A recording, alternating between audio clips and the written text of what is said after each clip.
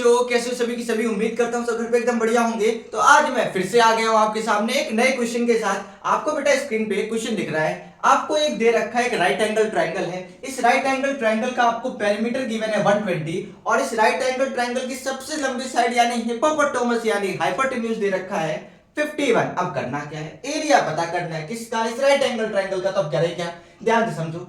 आपको पेरीमीटर पता है तो पेरीमीटर का काम करते हैं। पेरीमीटर का मतलब क्या होता है, जितनी भी साइड है उनका सम कितना है 120। तो मतलब यहाँ साइड कितनी है, एक ए है प्लस बी है प्लस सी। भाई ट्रायंगल की तीनों साइड का सम का ही मतलब होता है पेरीमीटर उसका। तो कितना है 120। आपको सी साइड पता है कितनी है 51, तो ए प्लस बी, यहाँ प्लस का 51 रखोगे उधर माइनस, तो 120 माइनस 51 इसकी वैल्यू कितनी आएगी, यहाँ पे आप करोगे तो 70 70 70 70 आ जाएगा एंड 69। तो a प्लस बी की वैल्यू कितनी आपकी आ गई 69। यहां से हम क्या करेंगे, इसका मतलब है a प्लस बी की वैल्यू कितनी है 69। अगर मैं a को रोक के रखूं, b को प्लस का है तो उठा के उधर कर दूं, तो a की वैल्यू कितनी आ जाएगी 69 माइनस b आ जाएगी। बस इतना आपको काम करना है। अब इधर से देखो, आपको तीन चीज पता चल गई। a की वैल्यू कितनी है 69 माइनस b, b तो b ही रहेगा और c कितना है 51। अब इससे करेंगे कुछ नहीं, हाइपोटेन्यूज मतलब कि पाइथागोरस थ्योरम लगा लेते हैं। अब अगर आप पाइथागोरस को जानते हो तो आपको पता है हाइपोटेन्यूज का स्क्वायर होता है is equal to perpendicular square plus base square. Hypotenuse कितना है c, c की वैल्यू कितनी है 51, तो 51 का स्क्वायर। परपेंडिकुलर कितना है a की वैल्यू की है 69 माइनस बी और 69 माइनस बी, देखो ये पूरा a है मतलब परपेंडिकुलर, और परपेंडिकुलर का स्क्वायर तो a का स्क्वायर मतलब उसकी वैल्यू का पूरे का स्क्वायर, तो b कितना है b स्क्वायर। अब क्या करें, 51 का आप स्क्वायर करोगे तो इसके स्क्वायर की वैल्यू होगी 2601 इज इक्वल्स टू, अब यहां पे इसका और इसका स्क्वायर नहीं, देखो ये a माइनस बी का होल स्क्वायर में खुलेगा, तो 69 का स्क्वायर आपका हो जाएगा 1944 4761 माइनस, अब यहां पे क्या होगा प्लस बी स्क्वायर माइनस, इसको आप 2 से मल्टीप्लाई करोगे तो आपकी वैल्यू आ जाएगी 128 138 बी प्लस बी का स्क्वायर। अब क्या करें, अब यहां पे आपको दिख रहा है ये नॉर्मल नंबर, तो प्लस का उठा के इधर कर दो, तो यहां पे क्या आ जाएगा 2601 माइनस 4761 प्लस यहाँ पे is equals to 2b square minus 138b। ये कैसे हुआ, ये b स्क्वायर ऐड होके 2b स्क्वायर हुआ, minus 138b as it is है और प्लस का था तो इसको उठा के इधर कर दिया। अब क्या करें, इन दोनों को थोड़ा सा सब्ट्रैक्ट कर लेते हैं, तो यहाँ पे कितना आ जाएगा 0,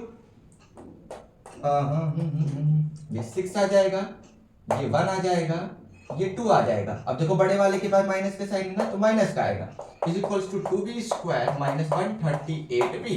अब क्या करें, अब इसको दोबारा से उधर लेके जाओ, क्योंकि आप देख रहे हो क्वाड्रेटिक इक्वेशन बन रही है, तो मैं इसको थोड़ा यहां सॉल्व कर देता हूं। क्या होगा 2b square minus 138b plus 2160। अब क्या करें, इक्वल में 0 आ जाएगा। ठीक है, कुछ किया नहीं हमने, इसको उठा के इधर ले आए, यहां कुछ नहीं बचा तो 0, तो वही मैंने लिख दिया है। अब क्या करें, आपको दिख रहा है ये भी 2 की टेबल में आते हैं, ये भी 2 की टेबल में आते हैं, ये भी 2 की टेबल में आते हैं, तो 2 कॉमन निकाल लें। जैसे 2 कॉमन निकालोगे तो यहाँ क्या बचेगा b स्क्वायर, ये कितनी बार में 2 से डिवाइड होगा 69b प्लस ये कितनी बार में होगा तो 1030 जाएगा, नहीं 1080 इज इक्वल्स टू 0। इतनी बात समझ आ गई। अब ये 2 पूरे के साथ मल्टीप्लाई तो उधर जाके डिवाइड, 2 जैसे ही 0 के साथ डिवाइड में जाएगा तो पूरा 0 हो जाएगा, तो वैल्यू क्या बचेगी b square minus 69b plus 1080 is equals to 0। अब क्या करें, अब देखो थोड़ा यहां तक आपने कर लिया, इसको नोट डाउन कर लीजिए।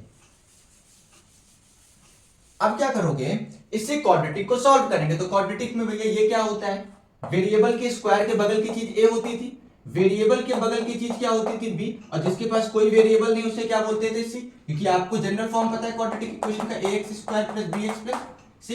वेरिएबल के स्क्वायर के बगल की चीज a, वेरिएबल के बगल की चीज b, जिसके पास कोई वेरिएबल नहीं वो c। फर्स्ट स्टेप क्या करते हैं, a इंटू सी, तो a कितना है कुछ नहीं मतलब 1, c कितना है 1080, तो इसका आप क्या करेंगे मल्टीप्लाई कर लिया तो 1080 ही आएगा।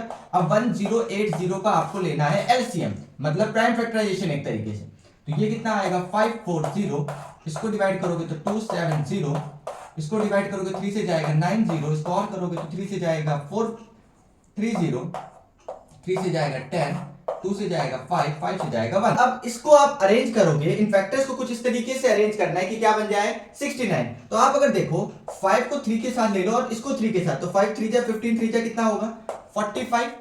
और ये जो बचे हुए फैक्टर्स है 2 को 3 के साथ, 3 को 2 के साथ, 2 को 2 के साथ, तो 2 3 जा 6, 6 2 जा 12, 12 2 जा 24। 45 और 24 को क्या करेंगे 69 आ जाए, ऐड कर देंगे, तो इसको ऐड करने पे 69, लेकिन हमें तो 69 बनाना ही नहीं, हमें क्या बनाना है माइनस का 69। तो हम एक और चीज जो जानते हैं, अगर मैं यहाँ पे माइनस लगा दूं, यहाँ पे माइनस लगा दूं, तो माइनस माइनस तो अभी भी प्लस ही होगा, लेकिन अब आंसर भी किसमें मिलेगा नेगेटिव में। तो ये काम करेंगे, तो अब आपको फैक्टर मिल गए, बस अब काम खत्म, मिल गया पैसा हजम। आओ देखो अब यहां पे हम क्या करेंगे, B square minus 45b minus 24b plus 1080 is equal to 0। अब इसके फैक्टर निकालेंगे, तो b माइनस 45 माइनस का 24 b minus 45 is equal to 0 आएगा। कोई दिक्कत वाली बात? b की वैल्यू कितनी आ जाएगी 45, और दूसरे दूसरे दूसरे दूसरे दूसरे एक b की वैल्यू कितनी आ जाएगी 24। यहां तक समझ आ रहा है? इसका मतलब कुछ नहीं, b की दोनों वैल्यूज हो सकती हैं, 24 भी हो सकती है और 45 भी। तो ये 24 हो जाएगा, कुछ नहीं करना, आपको एरिया पता करना था ना। तो एरिया ऑफ ट्रायंगल का फॉर्मूला क्या होता है, half into base into height.